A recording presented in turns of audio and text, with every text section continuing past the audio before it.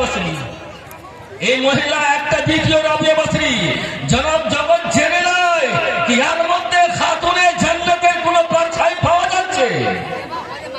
কারণ খাতুনে জান্নাত যখন চলেছেন আল্লাহু আকবার, তারিখ ইতিহাস বলেছে যে উনি নিজের ডান দিকে কি আছে জানেন না, জানতেন না কি আছে, জানতেন না। আল্লাহু আকবার। কিন্তু সেই হালতে সাইয়্যিদা খাতুনে জান্নাত একটাই কথা বলেছেন, কালকে কিয়ামতের মাঠে যদি আমার নানা জানের উম্মতের গুনাহ যদি কম হয়ে যায়, আমার যত রকম পরিশ্রম হোক না কেন, আমি সমস্ত ইবাদত ও রিয়াজত কিন্তু সেই পাল্লাতে রেখে দিব। আজকে তোমার চরিত্রের মধ্যেও যেন সেইটাই পাওয়া যায় যে যদি আমার মা বাপ জাহান্নামের দিকে চলে যায়, দেখা যাচ্ছে আল্লাহর হুকুম হয়ে গেছে, যাও তুমি জাহান্নাম চলে যাও।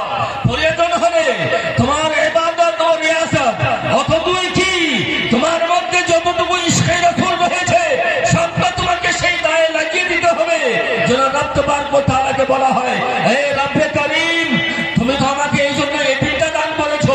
রব তাবারক ওয়া তাআলা আলা কুল্লি শাইইন কাদির, উনি প্রত্যেক জিনিসের উপরে কুদরত রাখেন, ওনার দয়া, যার জন্য ওনার নাম রহমানুর রহিম। আমি সেই মেয়েদেরকেই বলবো, বাবা শোনো, তুমি যখনই বাড়ি যাবে না কেন, তোমার মা হোক বা তোমার বোন শরীয়তের বিরোধী যদি চলে, তোমার দ্বারা যতটা সম্ভব হোক তুমি তার বিপক্ষে দাঁড় হয়ে যাবা। কারণ শরীয়তে মুতাহারা কাউকে ক্ষমা করেন না। শরীয়তে কারোর জায়গা নাই ক্ষমার। যার জন্য বলা হয়েছে তোমার মধ্যে ওই বিদ্যাটাই দেওয়া হয়েছে যে বিদ্যা নবী করিম সাল্লাল্লাহু তাআলা আলাইহি ওয়াসাল্লাম কত পরিশ্রমের পর আজকে এই ভারতে এসেছে। ভারতে যে বিদ্যাকে ছড়িয়ে দেওয়ার জন্য হযরত সাইয়্যিদনা ইমাম হোসেন রাদিয়াল্লাহু তাআলা কারবালাতে শহীদ হয়েছেন। যে বিদ্যাকে টিকিয়ে রাখার জন্য হযরত সকিনা অত ছোট বয়সে নিজের নানী মুহতারামা খাতুনে জান্নাতকে কারবালার সমস্ত গর্ব করে দিয়েছে। আজকে তোমাকেও তেমনই জোশ তৈরি করতে হবে।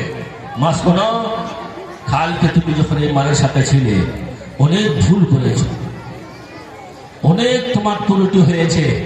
শিক্ষকরা তোমাকে এক ছাত্রী, একটা মেয়ে মনে করে সেই সব কিছু ক্ষমা করেছে। এই জনসাধারণ কোন যুগে তোমার ক্ষমা করেনি, আর আজকেও তোমার ক্ষমা করবে না। কালকে পার্থক্য এটাই, তুমি একটা ছাত্রী ছিলে বলে তোমার ক্ষমা হয়েছে। যাও, এখন শিক্ষার জীবন অনেক কিছু বাকি রয়েছে, এখনো অনেক বাকি রয়েছে। আজকে তোমার একটা ভুল একটা পাহাড়ের সমান হয়ে যাবে। আমি আমার শিক্ষকদের একটা গল্প শোনাই।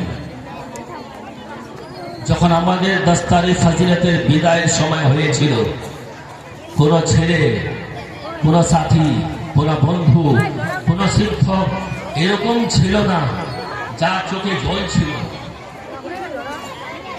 যার চোখে জল ছিল না।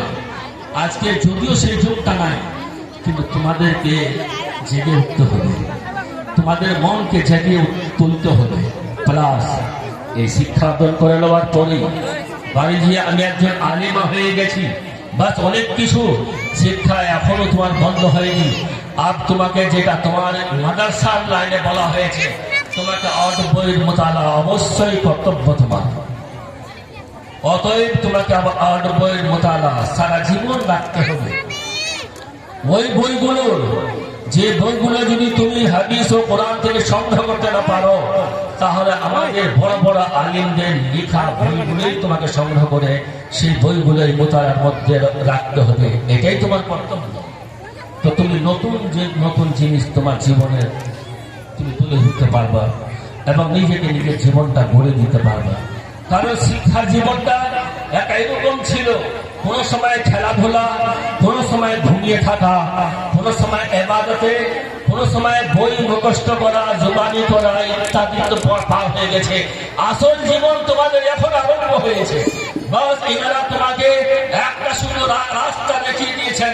এই রাস্তাতে দাঁড়িয়ে থেকে তুমি যত রকম বই না হোক, তুমি যখনই মোতালা করবা তোমার বিদ্যা বৃদ্ধি পাবে, তুমি এগিয়ে যেতে পারবা, তোমার জীবনটা আরো একটা সুন্দর হয়ে উঠবে, তুমি নিজেকে তৈরি করতে পারবা বলে তোমাদের মোতালা তোমাদের কর্তব্য। এটাই বলবো আমি সেই মেয়েদেরকে।